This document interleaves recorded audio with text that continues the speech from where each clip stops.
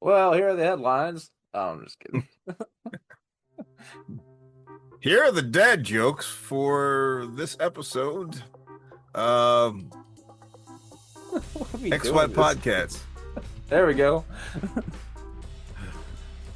So I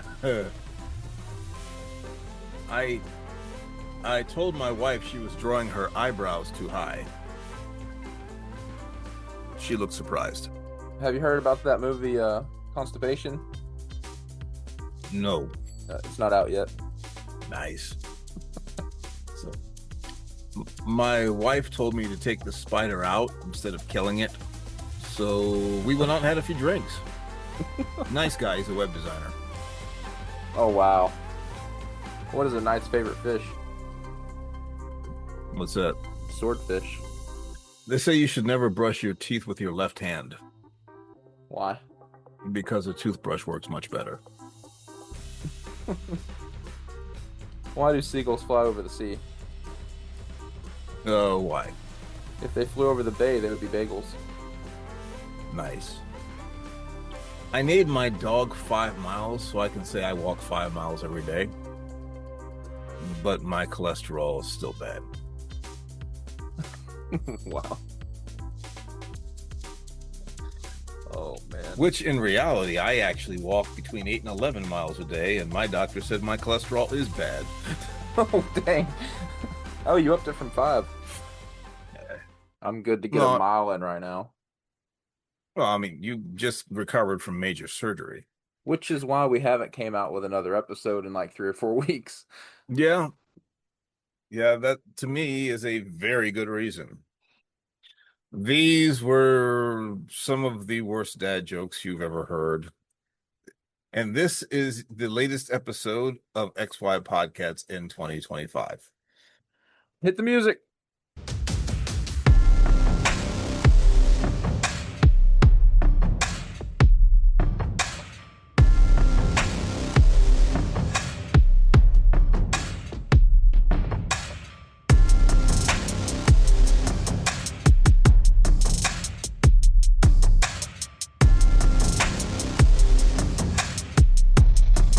Welcome back.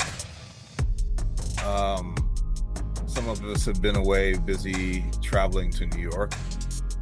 Others of us have been busy Traveling to the dodging hospital. bullets and, yes, getting major surgery and trying not to die. Right. How's that going for you? That well, the recovery is I'm pretty much 100% now. I have a few little pains, but I go see the surgeon on the 6th. And like, how many holes do you have in your thorax now? Let's see. Not 1, 2, 3, 5. okay. That's not counting your belly button. That's counting my belly button. I Oh, have so two inside my belly button. oh, yikes! Yeah. God dang! I have one through the center of it, and then I have a smiley face underneath it. They gave you a C-section. Pretty much. They sucked that gallbladder right out of me. Did they use the robot on you? I think so. They Oh, said they were going to, but they also said there were complications during the surgery, so I don't know what he did or what the robot did. What if it malfunctioned? And that's why there were complications. oh, well, that thing with the robot, it's called a Da Vinci. The doctor, like, I think the doctor's in the room operating it, but they're like, no, they're standing nowhere near you. They're they're Wow. like they're literally looking into a monitor, working at like like they have two video game controllers in their hand. Dang. And That should be my easy under for us. right. Well, my understanding is that they could do that like from across the country. Hmm. I That's what think I've heard. there might be some latency though, so I would uh I would think it'd probably be better to be on site so that there's no lag. Right. I mean, what if the Wi-Fi went out like in the middle of surgery? But speaking for many people, I'm sure I am glad that you are on the road to recovery and that everything went well. Oh yeah, if it wasn't for my older brother, then you wouldn't have me today. Yeah, he was basically made you go to the doctor. He called me, because I'm never really hurting. Like if I hurt, I just deal with it, go on my life. Yeah. But I told my mom, I was like, I'm really hurting. I think it's another kidney stone. And he called me that night and he was like, dude, you had x-rays earlier. Let's go see what they say. Like, he asked me like 7 times. And then he's like, let's just go. Come on, let's go. And I started shaking really bad. And he's like, yeah. And then I was like, finally, okay, let's go. Let's go see what they say. I know it's a kidney stone. And I got up there and, stubborn me, I'm like, hey, I think it's a kidney stone. It could be my appendix. I don't know. I'm just hurting. And the doctor and surgeon walked in at like 4 in the morning the next day and was like, hey, if you waited one more day, you wouldn't be here. We'd be covering you up with a sheet. He said, your gallbladder is severely infected and it's leaking into your bile duct and it's going into your intestines. Yikes. Yeah, that sounds about right. We men are a stubborn lot. I recall probably my dad would be dead now if I hadn't said, if you don't feel better tomorrow, we're going to the emergency room. Right. Because he otherwise would have just stayed in bed. Yeah, that's me. I just been like, I'm good. I recover. Oh, yeah, we got to do better than that. We have to we have to do better. Can't Yeah, that just I asked the doctor. I was like, why didn't I feel like chest pains or in my stomach? And he replied with, you have such a high pain tolerance that if you have just a small pain, you need to come to us. yeah. I heard something back when I was going to physical therapy for my back. The doctor there was saying something like, we tend to ignore pain, but when you feel like a little bit of pain, that does mean that something is actually wrong. Hmm. That said, at my age, I don't know how true that is. I think there are sometimes you just get some aches and pains that you just have to walk out, but I don't know that Yeah. that's true for everything. I mean, I, more times than not, when I start off walking in the morning, like that first 3/4 of a mile, I usually feel good by the time I hit that 3/4 of a mile point. But like right. from the time from the house until that point, I could have like my big toe will hurt for no reason, or like I'll feel pain in my ankle or my instep, or my right leg will just feel like not right. So And it's I'm nothing just serious. You're just like, this is this is it. I can deal with yeah, I'm this. just but usually by the time and it's like 3/4 in, 3/4 of a mile in, it's like when I'm going up the first hill, usually by the time I get to like to the top of that first hill, I feel fine. Hmm. But Just kind of walk the pain off a little bit. walk it out. Like Generation X, we that's what we used to do. I Go mean, home, Mom, I think I've been shot. Walk it off. Walk it off. I was raised around Gen X, so it's like, when I had my toe cut off, my mom's like, "Well, I told you not to play with knives." And then she just sewed it back on. Yeah, That she just was patches it back up, and we're on our way. Don't even I've go to the been doctor. I've been meaning to ask you. So your toe works? Yeah, I have a completely functional toe. It just has a big scar across it. The I mean, the fact that your toe is functional and your mother sewed it back on when it was cut off, you don't even get to talk about that scar. That scar is that's you don't even get to claim that scar. You have a fully functional digit on your foot that Yeah, was thanks to my removed. mother. Who did you have major surgery to reattach an appendage? No. Your mom broke out the needle and thread. That's some gangster stuff right there. She, yeah, dude, she's like, we don't have, health insurance or something like that. We couldn't afford it back then. She was like, come on, we're gonna patch it up. I could just that's a visual that I was just sitting there. I were you sitting there all glassy eyed, like biting your bottom lip while she was sewing that mess back on, or No, I was watching the blood come out as every time my heart would beat, I'd watch it squirt out, and I was like, cool. Hey, here's my toe. well, anywho, so since the last time we did this, I guess a few things have happened. Yeah, there's a couple I'd like to talk about. Well, let me start off just first by saying that, maybe it's because of my age. Hmm. And I think that's largely what it is. But like I was in New York when Charlie Kirk got shot, and I had never heard of him Oh before man. he got shot. I had heard his name casually mentioned on a podcast that I listened to, but I had no idea who he was or what he was into or what he was about or why he might be shot. So only thing that we were doing our thing up in New York, visiting with family, and it's like, oh, pops up on my feed, Charlie Kirk got shot, and the only thing that he was a friend of the Trump family. Yeah, he was Um, a big supporter. Well, I mean, yeah, as I found out later that he did do a lot to probably help get Trump elected, because of his influence with young men. But yeah, I mean, that was just saying that he was a friend of the Trump family was really kind of burying the lead. Yeah, But I kind of retroactively did. I didn't, I'm not going to say I did a deep dive on him, but I started obviously Googling him and trying to find out more about him and why someone would be interested in shooting him. Um, and obviously he was said to be a very divisive figure and very controversial. very vocal. He's uh, very vocal, very conservative.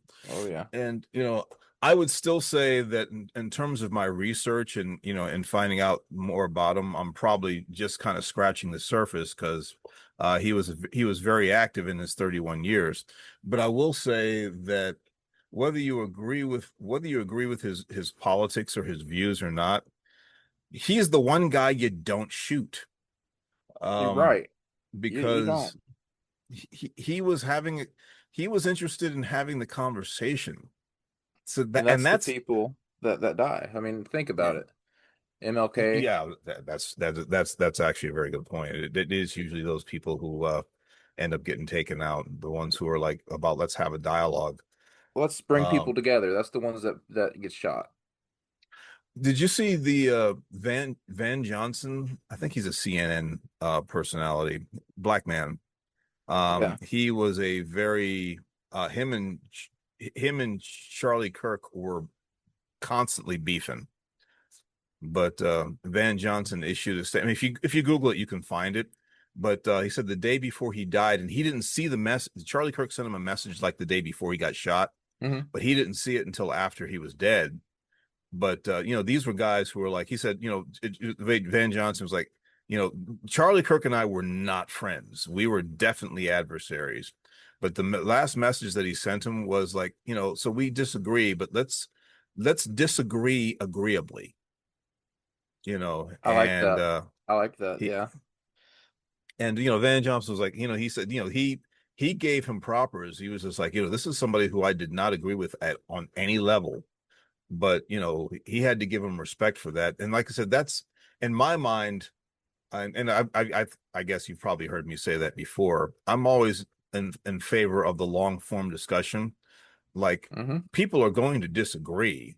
I'm reasonably sure that our politics are probably radically different on many levels, but the But discussion is how you bridge the differences. If you're willing to actually sit down and discuss your ideals with somebody and exchange ideals, then that's the difference. If somebody disagrees with you and they're the antichrist or they're a fascist right. or they're a Nazi, then you're not going to grow either, because there's a possibility that you might be wrong, or you might Exactly. find that maybe your perspective is not as broad or as enlightened as you thought it was. But I will say this: there are a lot of people who I respect who have said very very derogatory things about Charlie Kirk. So I went out looking for those derogatory things that he has said. And with the possible exception of one thing that he said about like DEI hiring, and it wasn't what he said, it was how he said it, just to Yeah, I saw clarify. that just last night actually. Yeah. Yeah. So what he's saying, and I'll clarify this, being somebody who would be a potential beneficiary of DEI, Hmm. I didn't disagree with what he was saying. I just disagreed with how he said it.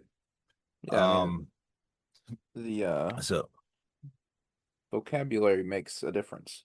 well, it yeah, it and and how you say something, and like I said, I was kind of surprised by this point with all the stuff that I had heard about him, that I kind of expected to get more inflammatory and divisive and really just kind of uh I expected to get a lot more stuff than I got. I haven't really found a whole lot that, and it could just be because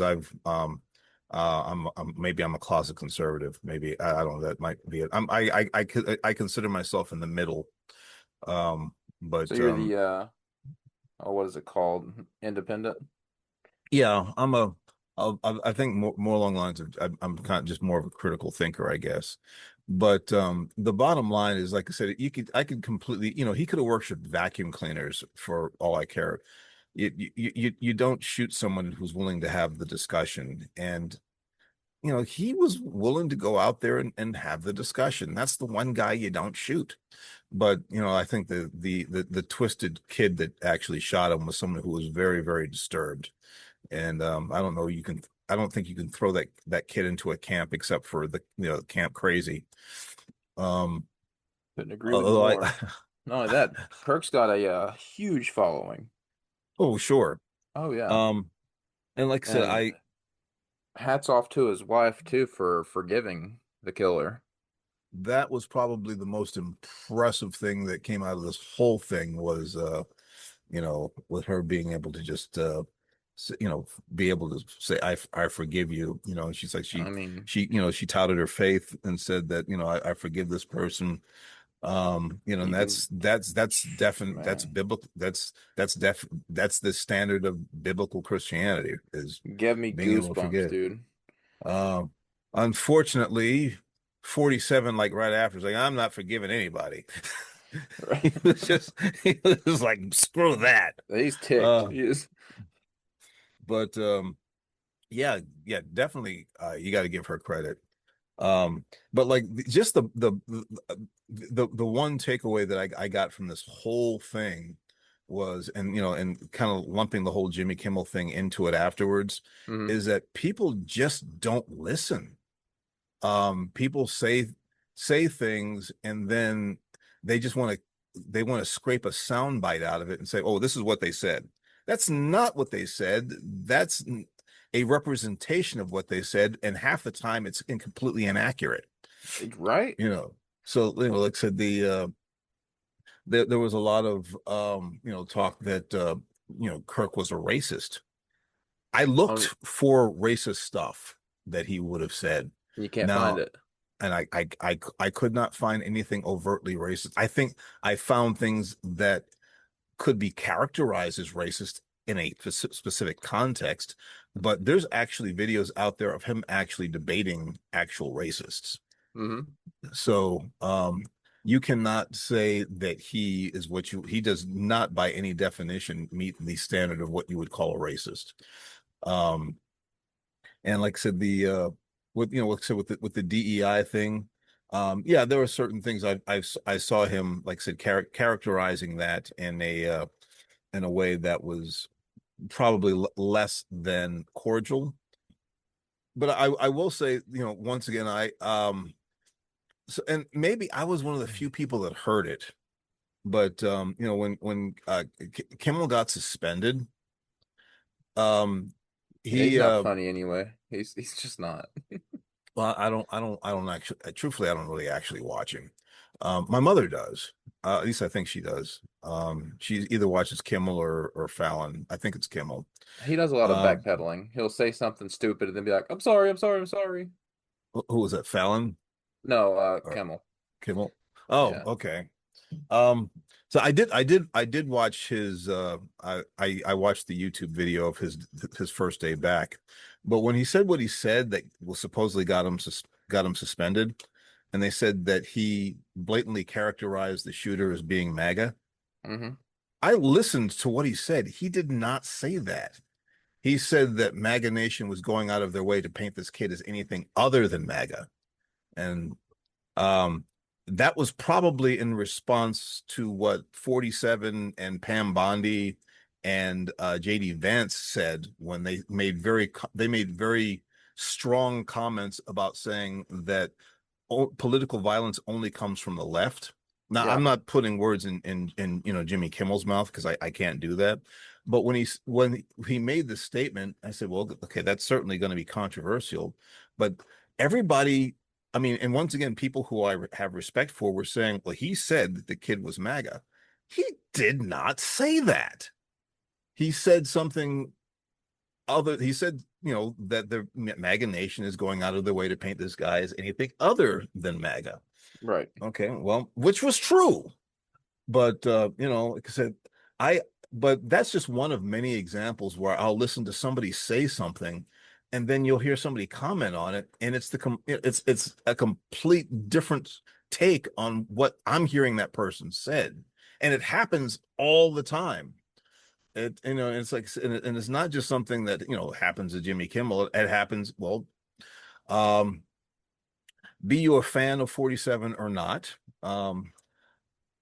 there are many times, and I think he's smart enough to capitalize it. He understands the media better than most. So I think he'll say something and he knows that it'll be miscategorized, which is why he'll put it out there. Right. Because Well, I mean, he has like 80 years of it. he has such a masterful understanding of media now.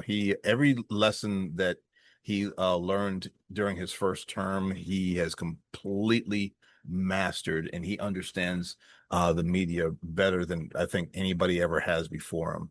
But like I said, he'll say something, or anybody, like I said, there'll be these statements that, and just in interest of making it a soundbite, it'll just be characterized as something that we can just kind of put on the news and say, oh, so and so said this.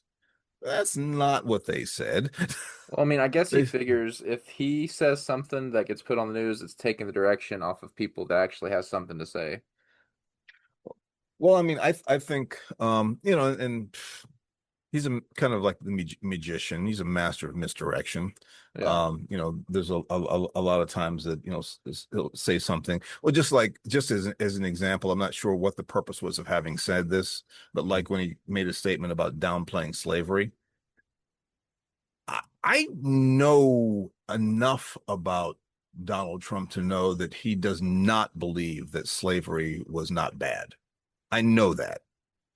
But I Right. do believe that he will say it because first of all, that's on brand for him. There was a movie out a couple years ago called One Night in Miami, and it was a fictionalized account of the true friendship of Jim Brown, Malcolm X, Muhammad Ali, and Sam Cooke. They were friends in real life, Hmm. and this person wrote a play about a night that they spent together in Miami, and they made it a movie. And there was this anecdote that Muhammad Ali told about this wrestler that he kind of idolized. And he said, I don't remember what the wrestler's name was, but he said that um, this wrestler made it a point to be the bad guy, to be kind of the person that people hated, Yeah. because that's what just sold tickets and what drew people out to see him. And if you noticed, I don't know how much you remember about Muhammad Ali, he sort of did that to a degree. He Oh, I kept up with his record for Yeah, well, I sure. mean, and that was in the ring, but outside the ring, he would as a matter of fact, Joe Frazier for years hated him. If there was no Muhammad Ali, Joe Frazier would have been the Muhammad Ali because he was a really good boxer. But outside the ring, Ali taunted him and talked about him like a dog, and just he was not kind to him. And Joe Frazier hated him for years for that. But for Ali, it wasn't personal. It was him selling tickets. It was him doing what he believed was the best way to put on a show. Right. But I mention that to say that I believe that part of 47's persona is that exact thing. I think that a lot of times he'll say controversial things with no sincerity to it whatsoever because it's on brand for him. Like I said, I do not believe that. I mean, there's been a lot of estimations about how intelligent or unintelligent he is. He's certainly more than Hmm. intelligent enough to know his history to know that slavery was not a great thing. Exactly. But I think there is certainly a lot of mileage that he can get from saying something controversial like that because that's on brand for him. That's what folks have come to expect. And Um, he's a and media mastermind. That's the other. and anyone who does not recognize that has not been paying attention. Exactly. Um, he but you know, this is someone who has spent some time in the media. You know, the I don't know how many years that the Apprentice was on the air, but like I said, you know, from the first term to the second term, he has an instinctive understanding of the media, and Oh like I yeah. said, he'll say say things just like I said, just to kind of keep people off balance.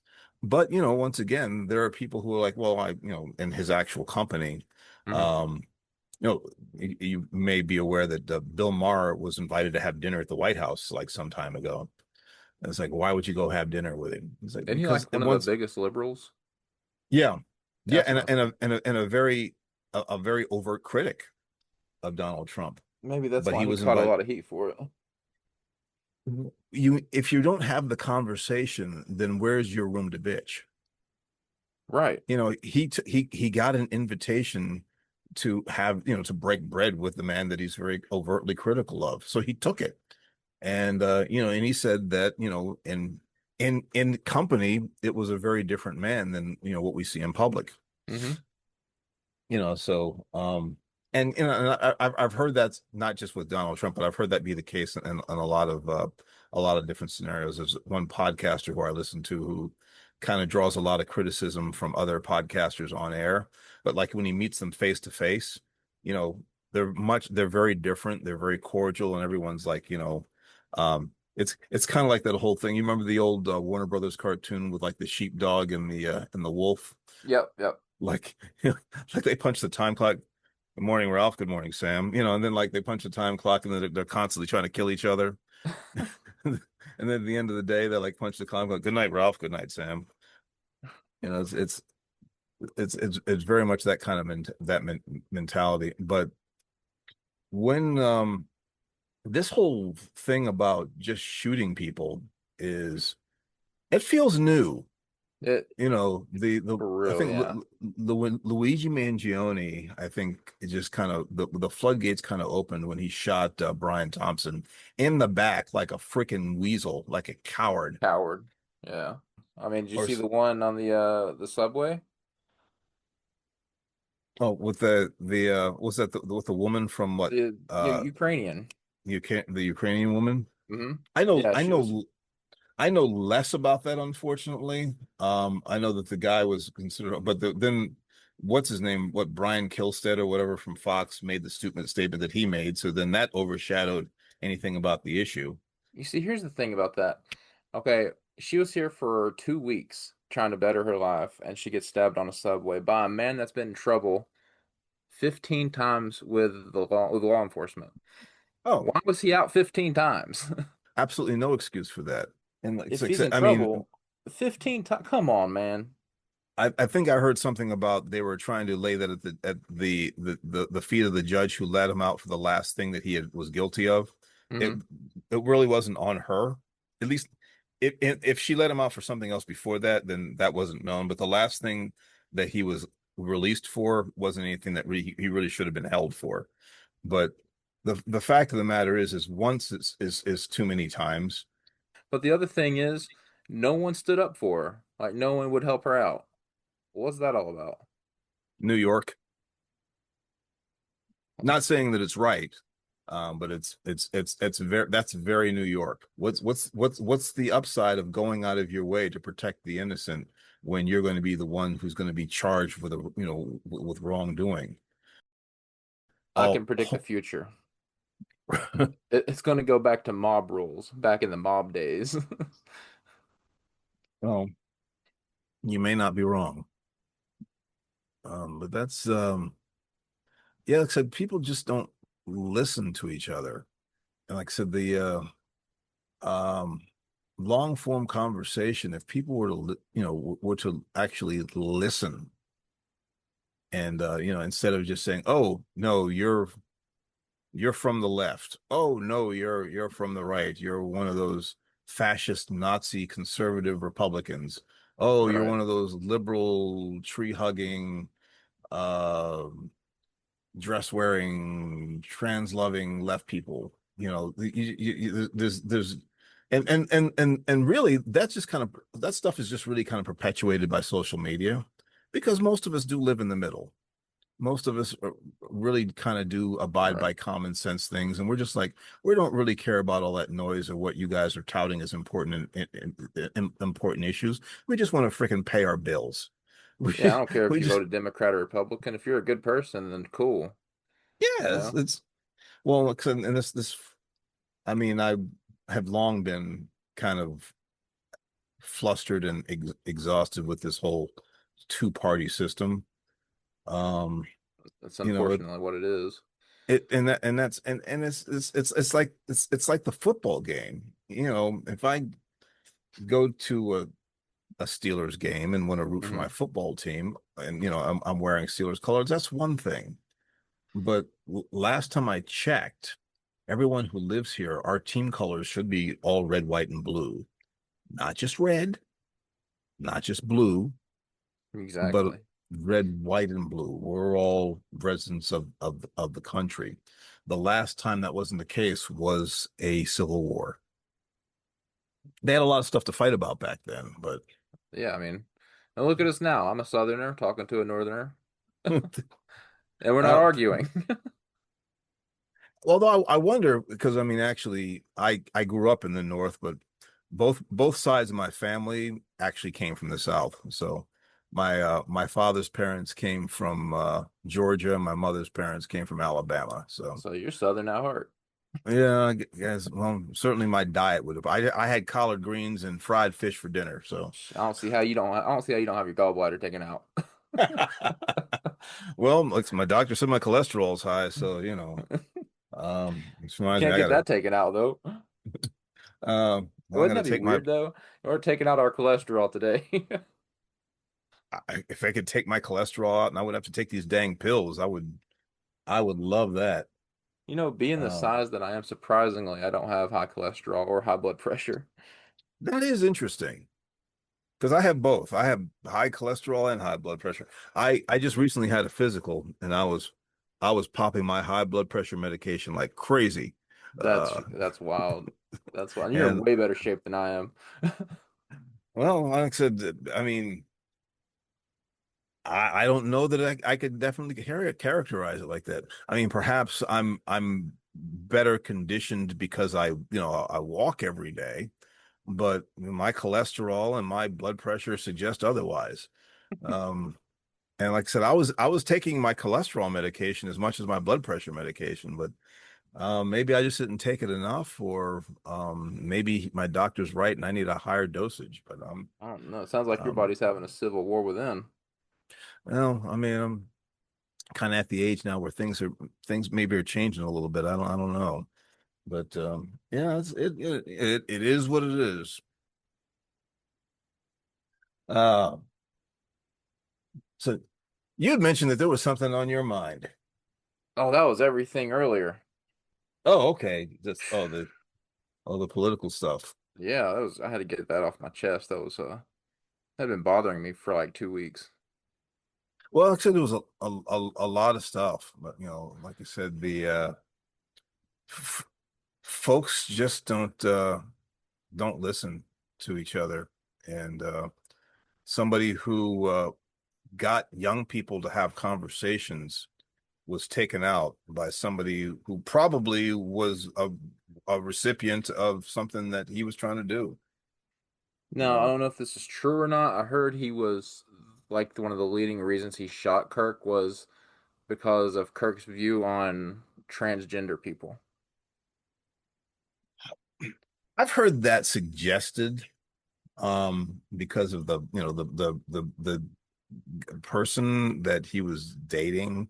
Hmm. Um, His roommate? Was his roommate or was he dating him? well, I think they were in some kind of a relationship, boy, girlfriend or boyfriend. I don't want to misrepresent whatever the relationship was. But I had heard that suggested, but I can very safely say that this person was, regardless of whatever the reason they thought they were doing it, he thought he was doing it for, he was just not right in the head. I will say that I didn't look for the footage, so I haven't seen him getting shot. Don't Um, do it. It's very very brutal and yeah, very uh sad. I mean, that's the best word I could use for it. no, I had no desire to see it. He was, like I said, I heard enough, enough categorization of it and the description of it, but it was just the major tragedy was, like I said, I mean, he was a young guy, so Mm. I like I said, still I know still know very, very little about him. I But watched him for I, 4 years. oh really? So Yeah. I got the impression that he was a true believer, that he was committed to, he was convicted, he was a sincere guy, and he wasn't just somebody who was peddling rhetoric. I think that he honestly believed everything that he was putting forth. Oh yeah, and That's he wouldn't just debate political stuff either. He would debate religion, his faith. So I was looking for this villain. I was looking for this, this fascist, racist, carrying water for, MAGA nation. And I so far I have not found that. I've found somebody who was a conservative, had a conservative viewpoint. Um, Definitely seemed to me, as far as I can tell, seemed to be serious about his faith, which is just going to always score points with me. Like I said, I don't have to agree with all of his points and all of his individual, viewpoints on everything. But we're different people, so you're not going to agree with everyone. But the fact that he was willing to have the discussion and to represent his viewpoint from a reasonable, logical standpoint, and willing to have the dialogue and he gave people a chance to say that, to state their viewpoint, and then Oh he yeah, answered it. that's why his So show is called "Prove Me Wrong," so people so could debate him. so I like I said, I will probably continue, retroactively going through the files of Charlie Kirk. But no matter how you slice it, and no matter what camp you're in, and unless you're just unless you're just heartless and a warmonger, you have to definitely conclude that it was a loss, for Yeah, sure. But yeah, that's the one guy you don't kill, the guy who wants to have the conversation, the one guy who could say, "This is why yeah. I The hard believe what I believe." topics. The guy that wants to talk about the hard topics. Thank God, and I say thank God sincerely, that his widow said what she said about forgiving that man, because it's not about forget Tyler Robinson. Right. It's about her being able to rise above and take a Christian position, Hmm. because She did it for herself, for her faith. I mean, and you can say, if you want to be uh cynical about it and say, well, she's just saying because the cameras were there. I don't think anybody at all would have blamed her if she said, "I hope Tyler Robinson burns in hell." Um, They would have probably cheered it, honestly, they probably would have cheered it, but she said, "I forgive him." and they still And cheered that, her. and if you saw, that choked up Jimmy Kimmel too. Hmm. When he was on his, doing his comeback broadcast, when he came to that, he sincerely got choked up about it. And if you saw her in that moment, I don't care who you are, you got misty eyed. Oh yeah, And I watched the whole thing. I dig being able to put out a point of view and be willing to have the conversation. Like I said, that's probably why I dig guys like Bill Maher and Chris Cuomo. I don't necessarily agree with everything those guys say either, but I love that they're willing to have the conversations. I Right. love that they're willing to have people from the other side on there and engage them. That to me is where you're going to make progress. Shows Um, character. but yeah, this was a rather different episode, I would say. I'd Um, say I enjoyed this one. well, I think is probably more so a much needed debrief and catch up between two friends who haven't talked in a while. Amen. But a chance to relate about current issues and also close calls, because I'm not mentioning any names, but somebody was close to death's door not too long ago. Uh, So 24 hours and that would have been it. That's yeah, crazy. Yeah. yeah, we would have been pissed at you.